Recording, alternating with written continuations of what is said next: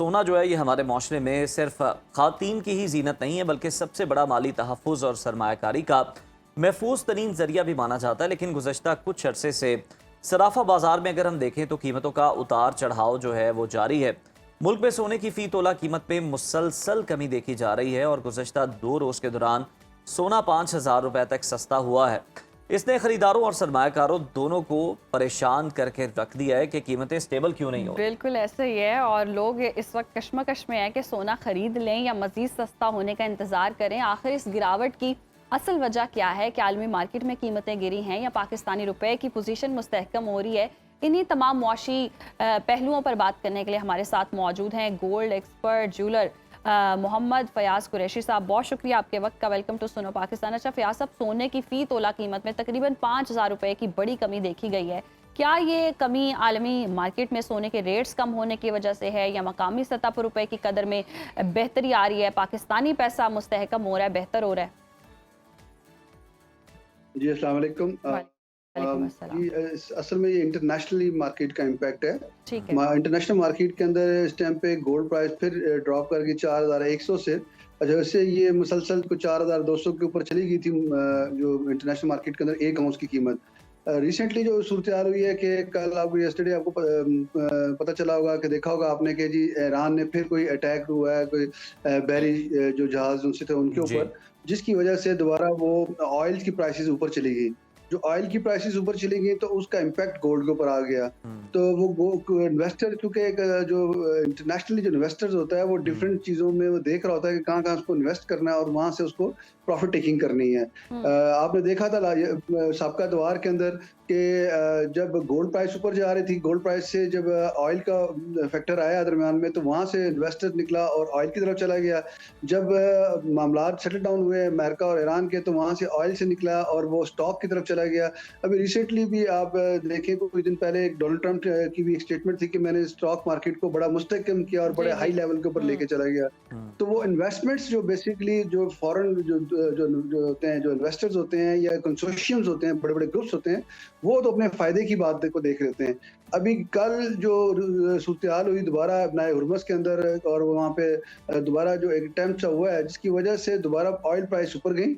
$74 पर बैरल पे चली गई और उसके बाद गोल्ड प्राइस एकदम ड्रॉप की। वो 4,100 से नीचे आ गई। तो जिसकी वजह से एकदम गोल्ड प्राइस पे इफेक्ट आ गया। सही फयाज साहब, अब कीमतों में जब हम देखते हैं कि जब भी उतार चढ़ाव आता है या थोड़ी सी गिरती हैं तो आम आदमी इसी कश्मकश में रहता है कि खरीद लिया जाए या मजीद सस्ता होने का इंतजार किया जाए। और आप अपने एक्सपीरियंस के मुताबिक खरीदारों को क्या मशवरा देंगे कि क्या सोना मजीद सस्ता होगा? क्योंकि चैट जीपीटी भी जो है वो बताने से कासिर है फिलहाल। देखें सबसे पहले तो बात यह है कि इसमें इम्पोर्टेंट बात यह है कि जो बंदे as a manufacturing of jewellery की अगर बात हम करते हैं तो जिन्होंने अगर ज्वेलरी परचेज करनी है, ख्वाह वो शादी के लिए परचेज करनी है या वो अपने लिए परचेज करनी है, उसके लिए तो इसका इफेक्ट या इसका इम्पैक्ट को इतना असरअंदाज नहीं करता। क्योंकि देखें उन्होंने अपनी एक ज़रूरियात ज़िंदगी की जो चीज़ है मिसाल के तौर पर उन्होंने शादी के लिए परचेज करना है, वो तो करना ही करना है। तो उसके लिए अगर 10-20 हज़ार पे तोला ऊपर चला जाए, 10-20 हज़ार तोला नीचे आ जाए तो वो इफेक्ट नहीं करता। असल में ये प्रॉब्लम आ रही है जो इन्वेस्टर या इन्वेस्टमेंट के पॉइंट ऑफ व्यू से जो ट्रेडिंग करते हैं। अब इसमें भी 2 किस्म की ट्रेडिंग्स हैं, एक फिजिकल ट्रेडिंग है और एक अगर आप जिसको हम वीकली कर लें, मंथली कह लें कि जिसकी सौदे जिसको ट्रेडिंग कहते हैं वो। अब इसमें जो फिजिकली जो बायर्स है बेसिकली उसको थोड़ा सा इस मुताबिक होकर इस तरह चलना है कि उसको अपनी जितनी भी इन्वेस्टमेंट्स है उसको मैं अक्सर कहता हूँ उसको 3 हिस्सों में डिवाइड करना चाहिए।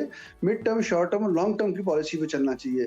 अच्छा, शॉर्ट टर्म में उसको लॉन्ग टर्म में उसको एक अपना टारगेट सेट करना चाहिए कि जी वो 6 मंथ्स के अंदर इन्वेस्टमेंट करना चाहता है, 1 ईयर के अंदर इन्वेस्टमेंट करना चाहता है। और इसी तरीके से मिड टर्म में वो क्वार्टरली आ जाए और जो शॉर्ट टर्म में वो 2 दिन 3 दिन के बेस के ऊपर उसमें ट्रेडिंग करे तो उसको इंशाल्लाह ताला कभी लॉस नहीं होगा। अच्छा, कई दफा लोग होते हैं कि वो सारा की सारी इन्वेस्टमेंट्स अपनी एक ही दफा इन्वेस्ट कर देते हैं जिसकी वजह से वो फंस जाते हैं और स्टक हो जाते हैं। और जो जो दूसरी ट्रेडिंग के अंदर है, अब ट्रेडिंग के अंदर देखें इंटरनेशनली हमारे काफी सारे लोगों को पता नहीं है कि हम जिस तरह स्टॉक के अंदर ट्रेडिंग करते हैं तो देखें पहले स्टॉक के अंदर फिजिकल शेयर्स की बात है और एक जो फिजिकल शेयर्स नहीं थे उनकी बात है। इसी तरह गोल्ड के अंदर भी फिजिकल बाइंग है और दूसरी जो बाइंग है जिसको आम लोगों को पता नहीं है और वो उसमें ट्रेड में चले जाते हैं और वो फिर लाखों के या करोड़ों रुपए नुकसान उठाते हैं इसके लिए। बिल्कुल। अच्छा, बहुत सारे लोग प्रॉपर्टी या डॉलर्स के बजाय सोना खरीद कर रख लेते हैं, तो क्या अब भी सोने में तवील मुद्दती सरमायाकारी जो है वो महफूज है, या इस वक्त सोना खरीदना आप समझते हैं कि नुकसान का सौदा भी साबित हो सकता है? देखें जो आपने भी बात की है ना, प्रॉपर्टी की एक ऐसी उसकी जो सी है ना, जो प्राइस है वो कोई कांस्टेंट नहीं रहती। अगर आप ओवरऑल देखें तो प्रॉपर्टी अगर आपने कोई परचेज किसी ने की और वो एकदम ग्लोबली या मुल्की सतह के ऊपर कोई ऐसा सिनेरियो क्रिएट हो गया और प्रॉपर्टी बिकना ही बंद हो गई।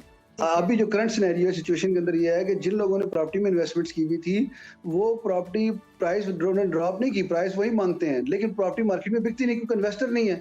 इसी तरीके से डॉलर जो है, डॉलर की भी सूरत हाल ऐसी है कि अगर पैनिक अब क्रिएट होता है कि जो ये पेपर करेंसी है, डॉलर एक पेपर करेंसी है।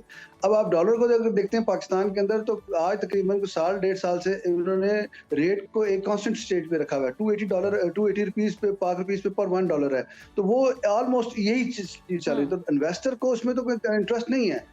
अब दूसरी तरफ आ जाए गोल्ड के अंदर ऐसी सूरत आ रहा है कि उसको इन्वेस्टमेंट करने के बाद थोड़ा बहुत उसको प्राइस के बेनिफिट्स भी मिल जाते हैं और गोल्ड एक ऐसी कमोडिटी है वर्ल्ड के अंदर, ये भी एक करेंसी है। दुनिया में किसी भी जगह चले जाएंगे आप, गोल्ड वहां पे कैश हो जाएगा और वो जो 24 कैरेट जिसको हम कहते हैं वो तो दुनिया वर्ल्ड के अंदर किसी भी जगह जाएं और आप दें और पेमेंट ले लें। गोल्ड भी एक तरह से आपकी इन्वेस्टमेंट है, करेंसी है। बहुत शुक्रिया आपके वक्त का, और यकीनी तौर पर जी गोल्ड की कीमत जो है वो कम हो रही है, करने वाले कर सकते हैं, महफूज सरमायाकारी है और जिन्होंने खरीदना है वो खरीद भी लें।